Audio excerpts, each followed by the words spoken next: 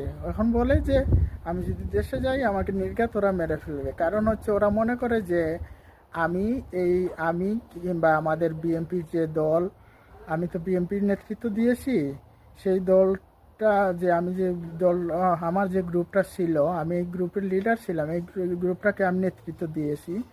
তো তারা মনে করে যে এইটার মধ্যে আমারও হাত আছে, এই আওয়ামী লীগ সরকার পতনের জন্য আমার হাত আছে। সো আমাকে তো দেশে গেলেই গ্রামের যে লোকজন আছে আমার, ওরা আমাকে মূল টার্গেটই হচ্ছে এখন আমি। আমার ফ্যামিলির বাইকে জেল খাটাইলো, এই সরকার পতনের আগে আমার বাইকে গিয়ে বাড়িতে মারধর করলো। আমার বাইকে যে মারধর করছে ওটার ভিডিও আমার কাছে আছে, আমাকে না পেয়ে আমার বাইকে মারছে। তো সবাই ভালো থাকবেন, সুস্থ থাকবেন। আসসালামু আলাইকুম।